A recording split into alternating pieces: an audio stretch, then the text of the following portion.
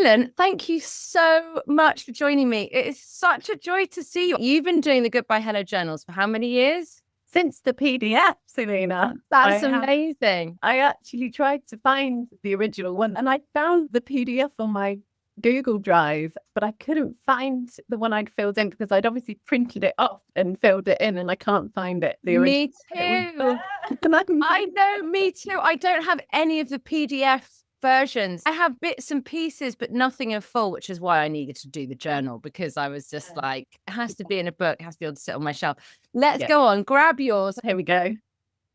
All together with the colours. So tell us a little bit about you and your life when you first started doing the PDF journals, because I'd love to see, and then I want to hear about your life today. But yeah, tell us about your life when you first started doing the PDF version of the journal. What year would that have been? Do you know? 2016, because it was the year I moved to London. And I was really out of my depth. And I remember stumbling across your work online and really resonating with it and thinking, here's something I can really relate to. I'd quit my job the year before in Bristol where I was living, and I'd gone traveling to South America for a year because I just felt like I was in the last bit of my Saturn return. I was thinking, this is my time to be while I'm free in my 20s. And I came back and it was a bit of a bumpy landing back to earth, to be honest, because I couldn't find a job where I wanted to live. So on a whim, I took a job in London and I suddenly, with 2 weeks notice, found myself living there and I didn't know anyone and it was really overwhelming. I think for me, it was about taking that time to reflect and having some structured way to do that. It kind of felt like a bit of an anchor. So I've since found out, and this is cut to last year, I've been diagnosed with ADHD, which explains a lot about my life and how things have gone.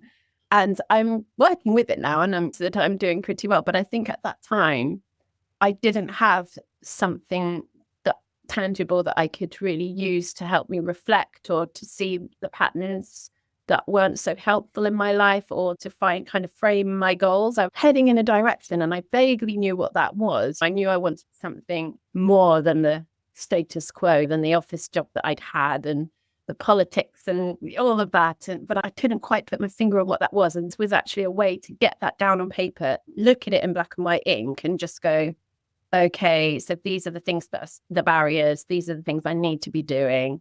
And then coupled with the kind of online workshops and the coaching side of things, that helped the actual behaviors and the patterns. So I think it was that dual approach, but certainly making the space and time to write things down and reflect was a really key part of how it helped. Do you think I'm really curious, I've perhaps not surprisingly found that a lot of the people I've interviewed so far and a lot of my membership, my community are neurodivergent and a lot of that is ADHD. Yeah. Would you say, and I'm curious if you think that the journals and that sort of process of reflection and breaking things down, do you think, you can only speak for yourself as someone with ADHD, and ADHD comes in all sorts of different ways, but do you feel that's been a useful tool now on reflection to help with the sort of ADHD mind? Definitely. I think because it's got the quarterly check-ins, which I haven't always stuck to, but it's got that structure and that the sections are a third of a page, half a page. And so it doesn't feel overwhelming and it gives you that focus and that chunked up structure that I find personally really helpful. And also the fact that it's such a positive framing. It's looking at where you want to be and where you want to go. And ADHD, I tend to find, because I now work with ADHD patients in my herbal practice, which we can come on to, but oh my goodness, I tend to find we tend to be quite future and goal oriented because of that motivation and that dopamine needing to go on to the next. I didn't know that. Oh, yeah. So I do find that being able to focus on those goals, it motivates me to fill it in, but also it's not overwhelming. And because it's pretty and colourful and it's not too long. Exactly. A lot of boxes, Selena. I basically have created journals that work for me, and I need that simplicity. I find a lot of the planners, and not that this is a planner, but I'm now looking at what I can do next with Project U to continue to support people in designing their lives. And I've realized that journals, guided journals, and a lot of planners, I find them too overwhelming. I'm like, but what do you mean? And whoa, there's too much going on. And I closed the planner before I even started it because it feels too complex. And I'm just like, take me through. It needs to be simple. I need to be able to grasp it really quickly. Otherwise, I'm going to just slam it shut and put it in a drawer and never revisit it. And you can dip into this. You can do a bit on one day, a bit on another. And because it's short paragraphs, you can dip back in easily. So you can think, oh, where was I? Oh, yeah, this bit. Yeah. It doesn't feel like you have to think through it all every time. So, yeah, I found it really practical. So I want to know so much about what has happened since those PDF goodbye hello days when you landed in London. Whoa, struggling with all this new sort of adulting that you were having to do and not knowing you had ADHD at the time, and change and uncertainty and unknown. Over the years, what would you say have been some of the biggest dreams that started off in your journal, if any, and that then became a reality? Which would you say, have there been any that kind of come to mind? Yeah, there's 3 main ones, I'd say, which have been shaping my life since then and have probably had the biggest impact. One of which was having a home. So at the time I moved to London and started filling in those journals, I think I'd moved house every year since I moved out of my family home, aged 18. And I'd continued to do that, actually. So I realized by the time I actually ended up in the home I'm in now, which I own with my partner, which I'm incredibly lucky to be able to say that, I'd moved house once a year at least for 10 years. Yeah.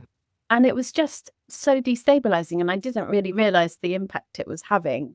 So that's been a major one, and it's a work in progress. It's still a building site at the moment, but it's in progress, and we're here and we're in. And so that's been a major one. And I'm living back in Bristol now, which is where I was before. But yeah, I'm glad I ended up, when I moved to London, I thought I was going there for a 9-month contract and ended up there for 6 years.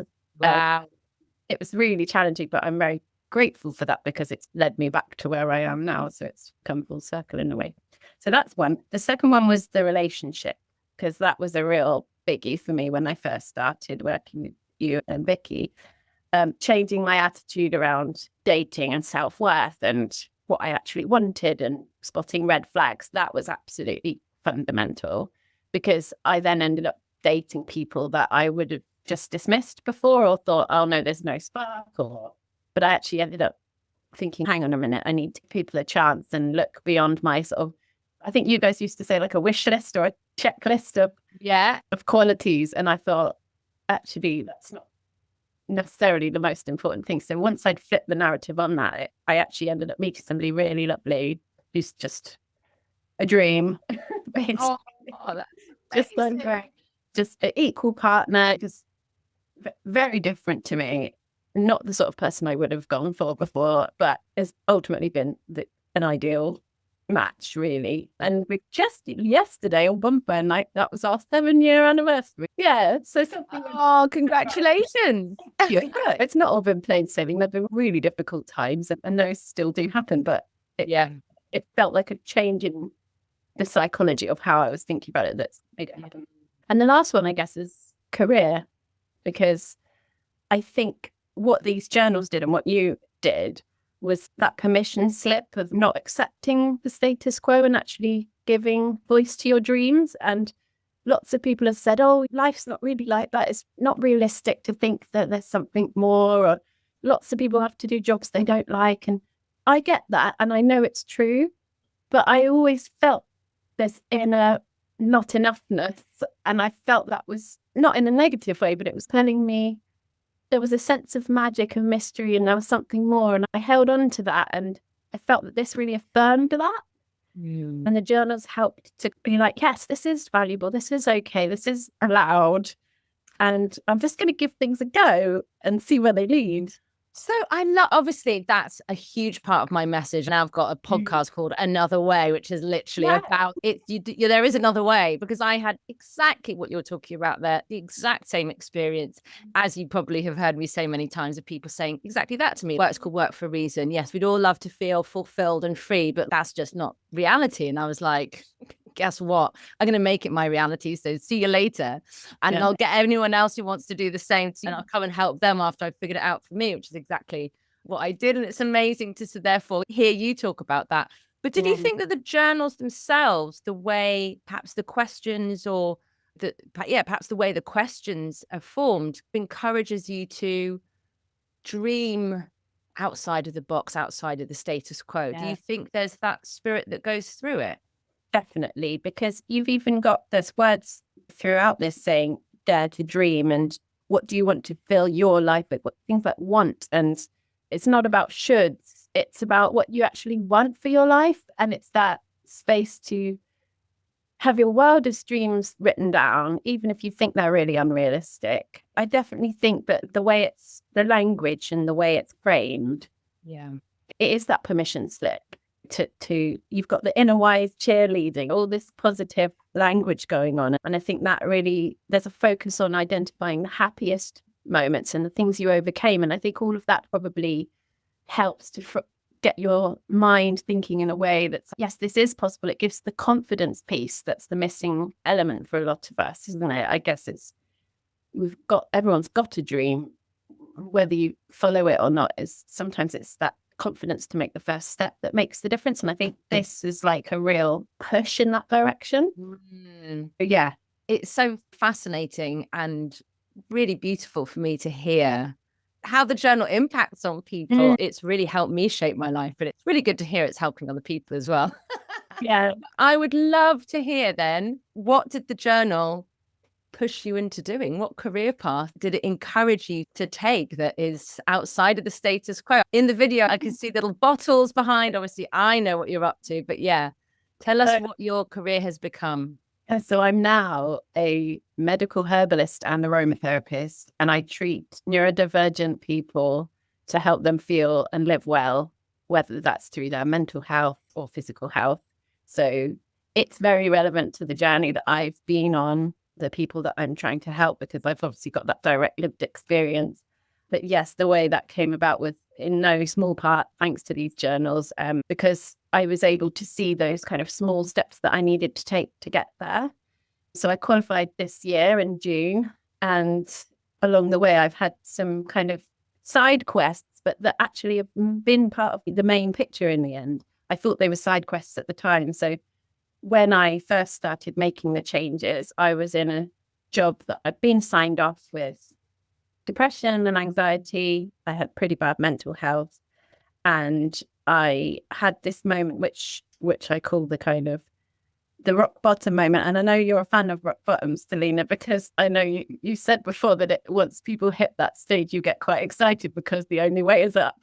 And I definitely had one of those in living in a grotty flat. And I sat on the floor of my room and I thought, I can't do this anymore. So I signed myself up for this aromatherapy diploma. And I thought, I'm just going to give it a go. I'd been thinking about massage training for a long time, doing something with herbs or oils. I'd always had that since childhood. And I thought, I'm going to follow that thread and just see where it leads. And I thought, if I don't like it, I'll just, at least just nothing lost. Yeah, I took out a career development loan and off I went on the weekends to Regent's University. And trained as a massage therapist and aromatherapist, completely fell in love with it. It kept me going through that awful job that I was in. And I then, for part-time jobs so that I could start to build up my aromatherapy practice once I'd qualified. So that was the catalyst bit. And since then I went on to train as a medical herbalist, and I ended up writing a book.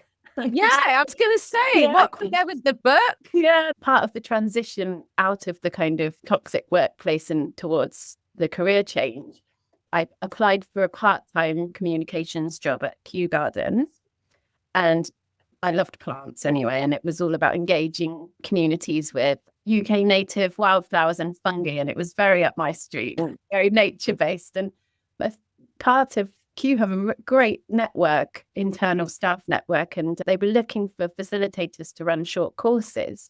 So I put myself forward and I said I could run you an aromatherapy course. So I went down to Devon and we filmed it all, and it's on the website. You can still access it now, I think, through Udemy or one of the course platforms. And the director of the video shoot for that course said, I think we could turn this into a book. I'm going to put you in touch with our editorial team. So I said, oh yeah, why not? Thinking nothing of it. But then the commissioning editor approached me and said, I think this would make a really good book. We're going to do a new wellbeing series. And I went, okay, great. I guess I'm rushing a book then. Oh my God. She made me tear up hearing that.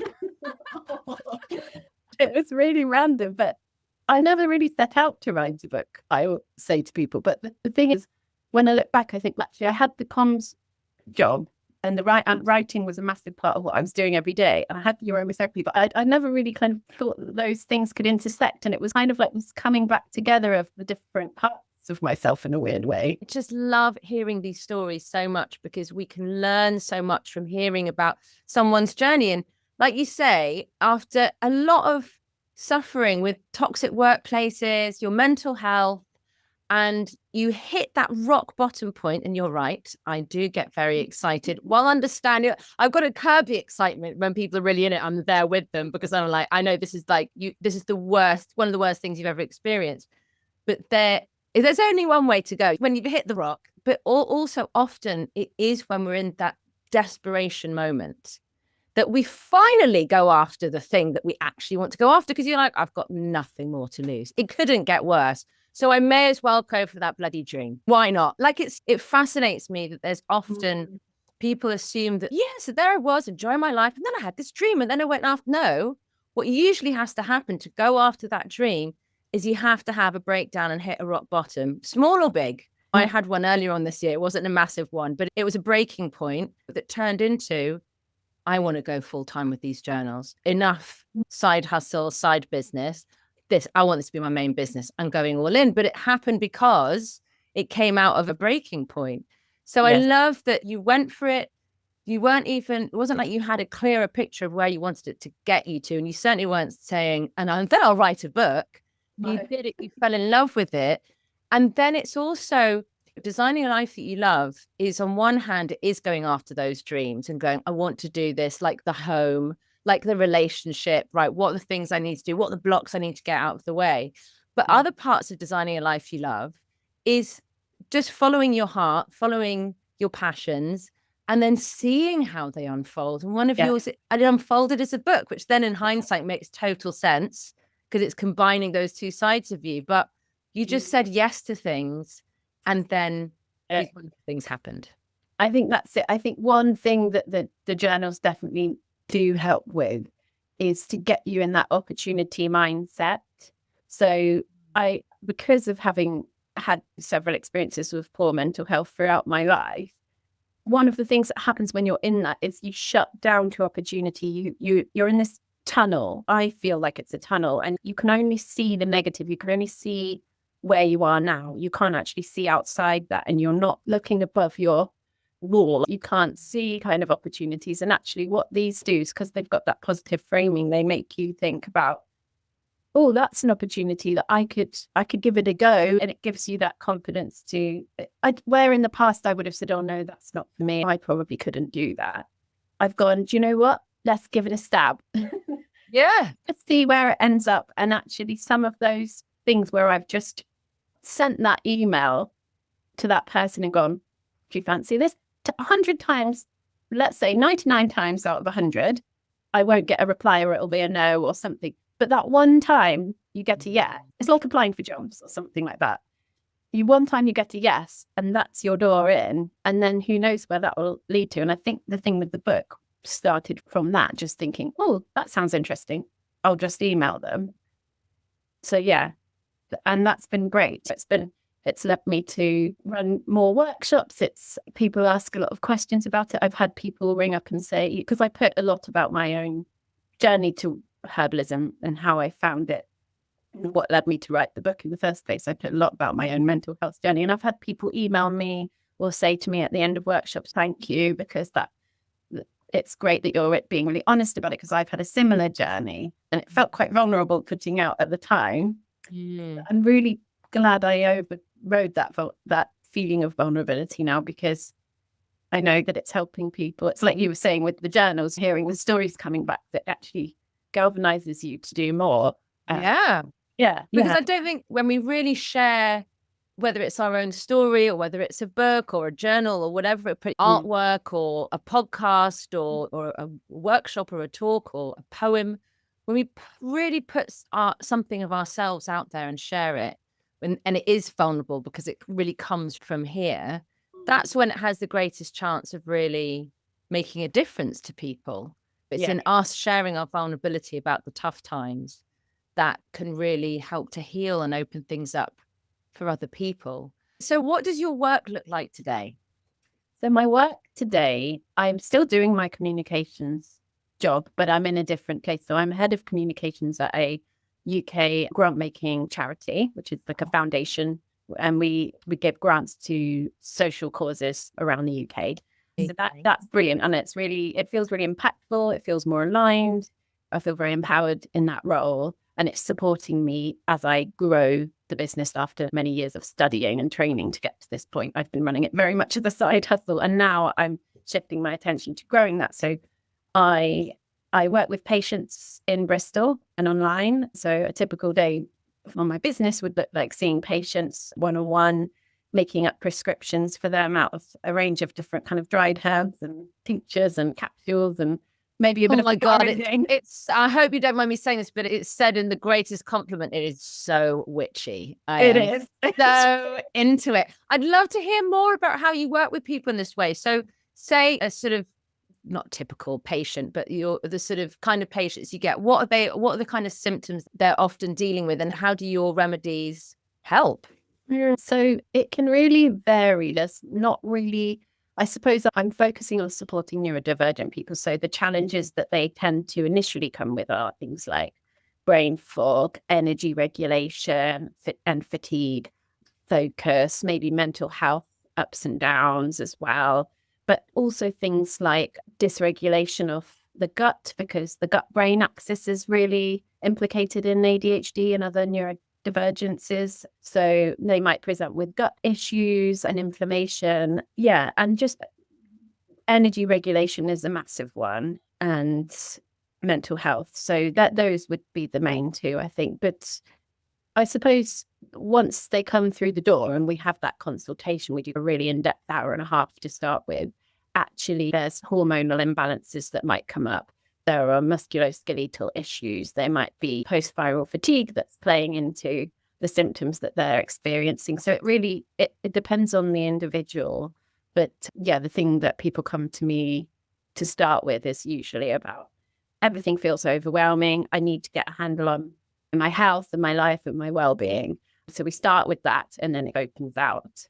And then after we do that, I would look at making them a really tailored prescription to support A, their goals, and B, their body and mind. So we're quite holistic with herbalism. We don't give pain relief and then that's it. It's more about, okay, so what's causing this pain? And what's actually the root cause of that? And we look at lifestyle, we look at diet, we look at emotional side of things, relationships, and we reflect on all of that to inform the prescription that we give. And then we follow up monthly with follow-up appointments and making tweaks to the remedies where needed. Wow. So yeah, that's the kind of model, how it works. It's fascinating and I love it. Wow. And some of those symptoms that you were describing also sound like it could fit the description of many perimenopausal, menopausal women. Absolutely. Yeah. That is something we look at as well. Some of the patients that I see will come with that added into the ADHD picture. And there's been some research to show that perimenopausal symptoms can be hugely exacerbated by ADHD or vice versa. Vice versa. Yeah, and exactly. The types of symptoms that they're experiencing. So maybe they're getting more mood swings than usual, or maybe they're getting the hot flushes or the energy dysregulation and brain fog. So we look at that as part of the picture as well, for sure. Especially for women clients and clients that have a female hormonal cycle, we that plays a huge role in a treatment plan usually. Oh, I'm thinking of so many people that I want to send your way. I'm like, yes. So was it through herbal medicine? Do you call it herbal medicine or herb? Yeah. Did you use that to help with your mental health journey? Yes, definitely. A few years ago, I started seeing a medical herbalist, I think it was when I was training in aromatherapy, I already had the seed of the thought that I might want to train in something a bit broader. And I knew that herbal medicine could be really helpful for mental health and for neurodivergence. And I was at that point getting an idea that I might have ADHD, but I wasn't quite ready to go for the consultation and the diagnosis at that point. So I was exploring kind of home remedies. And I had, during the year before I moved to London, I'd spent this year traveling in South America. I'd spent some time in Guatemala with a medical herbalist who was using remedies from that part of the world, but also had a Western herbal medicine training. So I was working with some of the knowledge that I'd learned during that time volunteering with her. And I found it really helpful, and I was able to use it alongside some medication I was taking. So it's usually quite safe to take alongside other medicines. You have to check and make sure that there's no interactions, but generally it's a really safe and easy type of medicine to take. And I found it really helpful. And even if you strip it back to just the ritual of taking the medicine, understanding the plant, the energetic side of it, that all plays into it before the medicine even gets into your body. Yes. And that ritual of kind of taking time to do something that's caring for yourself. I think that is almost like the first stage. And then the second stage is the actual medicine and the difference it has. So yeah, it's helped me with gut regulation and nervous system regulation when I've been highly anxious. It's been really effective. So I'm very great about it.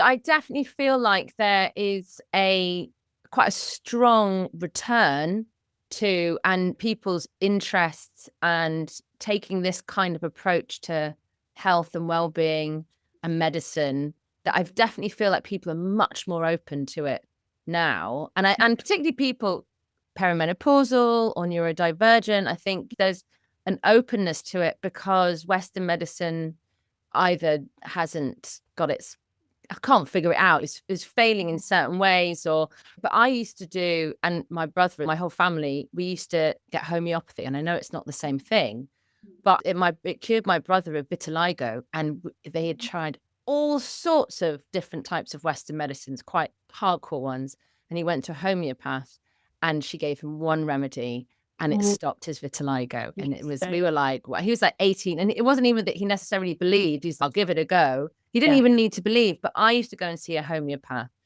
And I remember once she said, I need to post it to you because I haven't got it or whatever it was. But because of the process of understanding, it was like I had a rash or something. I can't remember what it was.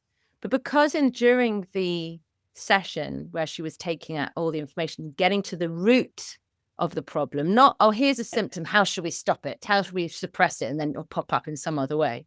We got to the root of it, probably not in the same kind of physical way that you do, but in a sort of on a more psychological level. Because I understood that, by the time the remedy had turned up, the rash had already started to clear up.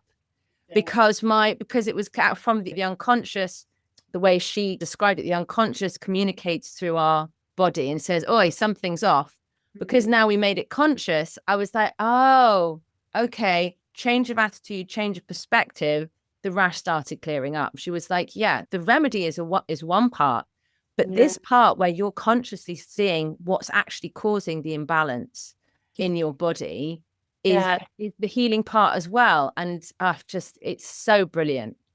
It is. I think like you say, homeopathy is pretty different in terms of the actual remedies prescribed, but that psychology of getting to the root of the problem, especially with skin issues, they can often be caused by a gut imbalance, whether that's in terms of your microbiome, or maybe there's some sort of neurological component. If you're highly stressed, it can affect your gut, which can affect your skin. So we always go back to that root cause where possible. It's not always possible to know. We have to make an educated diagnosis based on the signs and symptoms. And that's why we look at the whole person, their whole life as well, not just their body, but maybe their work's really stressful. Maybe their home environment isn't ideal. Maybe there's mold in the walls and that's causing their respiratory issues. You've got to think in that holistic way. And sometimes that psychological shift of having that understanding that you say can have a really powerful effect. So it's the herbs, but it's also the patient. They're part of the medicine. They're a really key part of the medicine. And the herbalist's role is to reflect back to them what's going on. and support them with the herbs, but they are that crucial third part. So it's like a triangle of healing. But God. yeah, it's fascinating the way it unfolds. And it is a long process. I usually work with patients for 4 months to start with. And I say to see some results, but it depends on the condition, obviously, but to see results, we usually say 3 months, especially for things like hormonal changes, because it takes a while for the herbs to build up in the system and to regulate those cycles. But yeah, I've had some incredible changes, which I can't talk about too much because of client confidentiality, but I've seen some really profound changes even in 2 or 3 months, which they haven't had with strong pharmaceutical medications. And by the way, I am not anti-pharmaceuticals at all. I think obviously there's a huge role for them to play, but I think if we can, especially for chronic conditions, there's often a really key role that herbs and diet can play, and like addressing those foundations rather than sticking something on the top. I think it's just a different approach, and it can work really well alongside it as well. Yeah. Other reason why I love it. So yeah. Wow. A whole world of intrigue. And then you've got the kind of nerdy bit with the chemistry and the plants and understanding all the components and what exactly each constituent does in the body. And that's a whole... Oh my goodness. It's so amazing. One of the things I wanted to, so many things I want to ask you, but one of the things I wanted to ask you, just going back to when you first, I was going to say picked up the journal, but it wasn't even in a form to pick it up. You printed it out or downloaded, clicked the PDF button. I think sometimes people feel like if they're going through a tough time, the last thing they want to do is dream or even reflect back on the year. And I always say, actually, it's when you've been through a really tough year that reflecting back on it can sometimes be the most important and powerful, because you'll see that this, first of all, how proud you are of getting through the challenges, but also that in amongst all of that, there were happy moments, there were moments of joy. It wasn't a blanket, just terrible time. Life is never one note, it's never one color.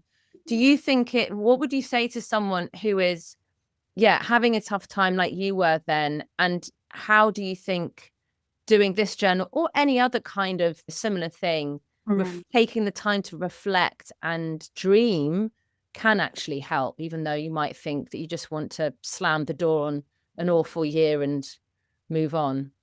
That's a really good question. I think it's when I started the journals, I was feeling my head was so busy with thoughts and conflicting emotions, and I just needed to get it down on paper. I think that really helped. So first of all, just getting it down without thinking about, I'm going to look back at this and feel really upset because I haven't achieved anything or whatever you might be worried about. Just getting those thoughts and feelings down on paper is really helpful for just clearing them out. And they might come up again, but just that process of writing. And it's funny what you said about life never being one thing, because I was looking back at my first journal and I've actually written, it says, what has been the most unexpected thing about this year? And I've written that despite feeling the worst I've ever felt in 10 years, I've managed to achieve quite a lot of things.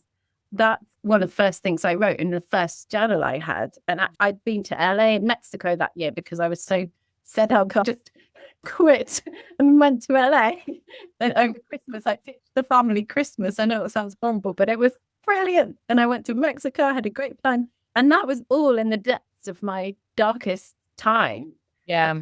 Times like you were saying about the rock bottom moment, that can actually trigger you to make these big changes. I'm not saying everyone should quit and life and just get on a plane, but it might not be right for everyone. But some cool stuff happened that year. I joined a choir because I was really lacking in friendships at the time. So I got to perform at the Troxy on stage with 500 people. That was all in what was supposed to be one of the worst years of my life and my mental health. But those things still happened. And actually, if I hadn't written them down, I probably would still have that year in my head as being a bad year. So you'd be surprised what comes out of it, writing it down, and what you do find to feel happy and grateful about. Yeah. So what's next for you? Are there, do you know what dreams are going to go into this year's journal, or do you like to just see what emerges on the page? I never even know what my intention is going to be until I've gone through the process of the journal, and then I almost watch and see what intention emerges. And I'm like, oh, okay. I usually have a really similar approach to you, just seeing what comes out, and it's usually pretty spot on. And I'm thinking, oh yeah, that makes sense. But because of going through this process for the interview today, I was reading back through some of the journals, and I was actually thinking about some of the dreams that I didn't do and that were in those early ones, but then because of the shifts that happened, they've got pushed to one side. And I'm actually thinking of reviving a couple of them. And one is about travel. I used to love traveling, and it hasn't been that possible for various reasons, it within and outside my control the last few years. So I really want to reignite that. So I'm going to see how I can maybe make that happen next year. And I think this year is about, broadly, I think it will be about growing the business and developing as a practitioner.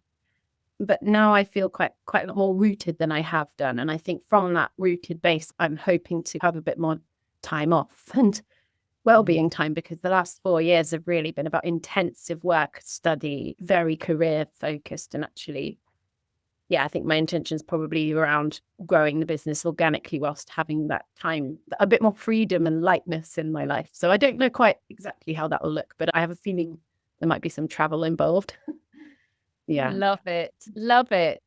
And I suppose a final word, I feel like, do you consider yourself to be, I'm curious about this term, a life designer? I suppose I wouldn't ever have used that term, but I would say yes, because I've seen the benefits of starting to live life more intentionally. And I fall off the wagon many times a year. And there have been a long period this year where I felt I was living very unintentionally, and seeing the negative impact of that has made me recommit to that. And so I would say yes, definitely an intentional liver. Yeah. I don't know whether life designer is something I would really use, but no, I think thinking about it, it probably is. And I definitely think it's a helpful way to think about life. I listened to another interview that you did with Janelle. Yeah. And she was saying about manifesting isn't just waiting for something to happen, asking the universe. It's actually actioning it and being accountable. And I can't remember the words she used. It was like Actualizing. That was it. And that really resonated. And I think this is what the journal really does well, is helps you be intentional and commit and recommit when you fall off the wagon. And just have that kind of structure and that train that you're on towards what you want to do. I feel like I love the way you use the word permission slip, because that's ultimately what I wish the journal to do for people, is to give them permission. Not that anyone else should be able to give us permission, but we often do need that. It's a reassurance, like, yes, it's okay. There are people out there who will be applauding this, even if the status quo is, "Ooh, what are you doing?" And I think it's having that permission slip to design your life in a way that really works for you. And for me, the traditional way of work, I knew instantly was not going to work for me. It wasn't going to work for my mental health. I felt like a caged animal the moment I stepped into an office job. And I had to find another way. And I always say I didn't feel like a choice. It felt like a necessity. Absolutely. And I think you can apply that to any way. And also with what your work is doing is really helping people to thrive. The way I would talk about it is helping people to thrive, helping people to feel good, helping people to be well. And ultimately we need to be intentional about how we live. We need to take that time to ask ourselves, what do I actually need? What do I want? Why am I feeling frustrated? Or why am I feeling the way that I'm feeling? What can I do about it? It's giving us back the power to actually create our lives in a way that work for us, and not just, like you were saying before, be buffeted along, and actually sit in the driving seat of our lives and recognize that we are allowed to do that. We have the power to do that. That's it. We are allowed. And actually, there's the Mary Oliver quote that I just keep seeing everywhere, and it seems to follow me around, is that, what do you intend to do with your one wild and precious life? Yes, it is precious and it is wild. And, you know, we've got this gift, especially where I'm speaking for myself. I'm in a good position. I've got the luxury of choosing work that I love. Like, why would I not honor this gift that I've been given? And it's not always easy, because we do get caught up in the day-to-day grind and the politics in the neighborhood or at work or whatever it might be. But if you can try and just come back to that, it's like meditation. It's not about how many times your mind wanders. It's not how many times you wander away from your commitment to this life. It's the coming back and the recommitting.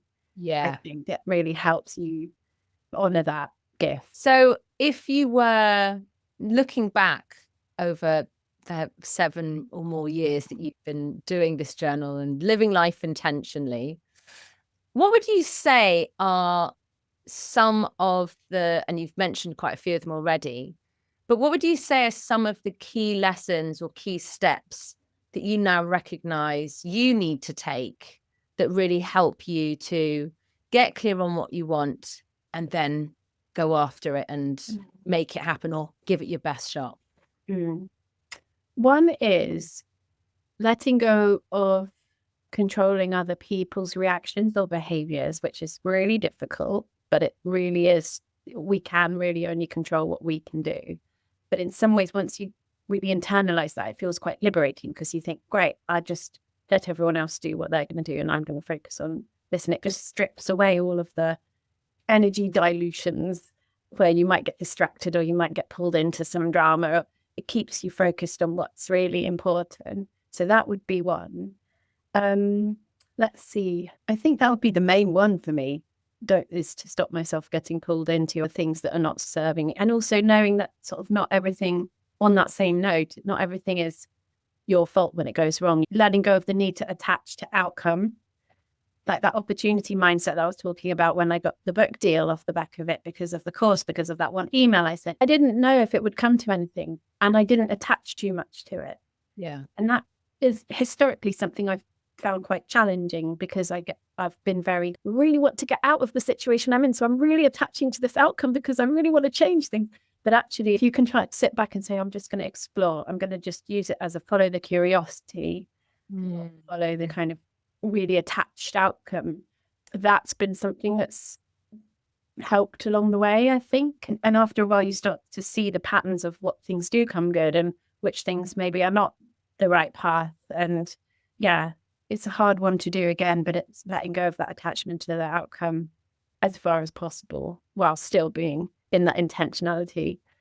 I think that's a really beautiful kind of insight because it's a reminder that in order to create the lives that we really enjoy, we have to dare to dream and dare to go after those dreams. And I say dare because you might fail.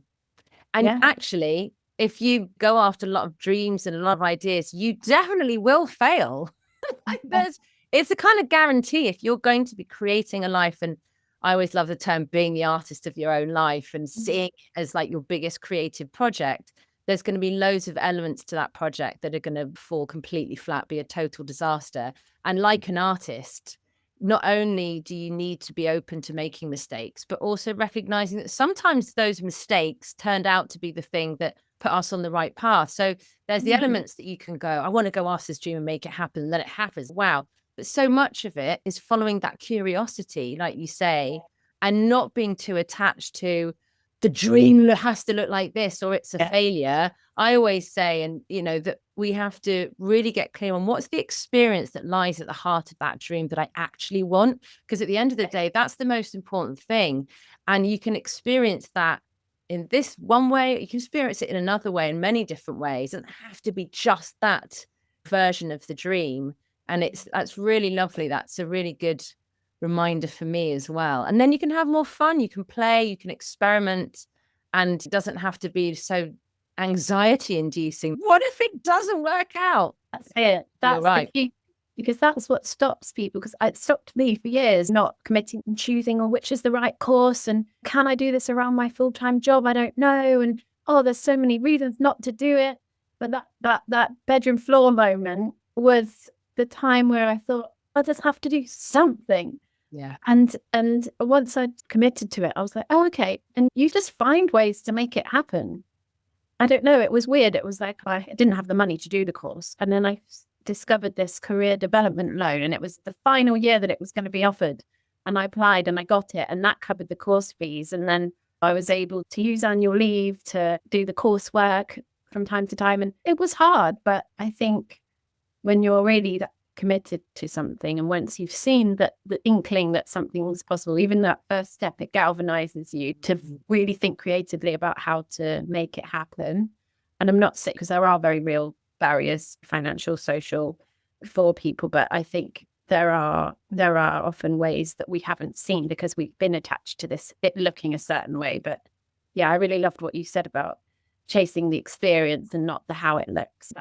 How do you want to feel? Because ultimately that's how it comes down to, isn't it? It's Yeah, absolutely. feel in your life, and that could look any number of different ways.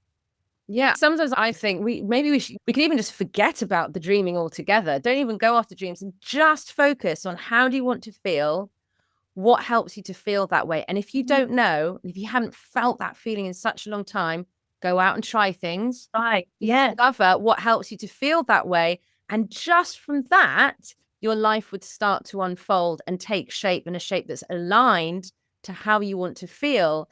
And then who knows what that would look like. However, I will say that I won't tell people to stop going after their dreams, because there is something to get so many dopamine hits from it to start with. But there's something so incredibly fulfilling from having a vision and having a dream. And I always say, I think it's the magic, the very real magic that human beings have at their fingertips, is that we're the only animals, and I'm always like, as far as we know, because I feel like dolphins probably do this as well, but the only animals that we know can dream something up that doesn't yet exist, and then turn that dream into reality. We see the fairy godmother with her magic wand, and I'm like, no, we have a magic wand.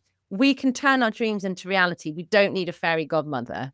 And that to me is so incredibly exciting and fulfilling. So I do also think we should also go after our dreams. Yeah, I agree with you. It's something that just saying the word dream and have that image gave me goosebumps. It's that magic, that tingle of possibility, that little touch of magic. And you don't get that in everyday life. I've still got my charity corporate job, that it doesn't come up very much in the day-to-day stuff. So you have to create that magic. And once you get a taste of it, it grows, and feed the fire of it, and it starts to feel really exciting, and it spurs you on. Yeah, I would also encourage anyone watching to take charge of their own dreams and just try it. You'll be surprised who you meet along the way and what you find and the opportunities that come along.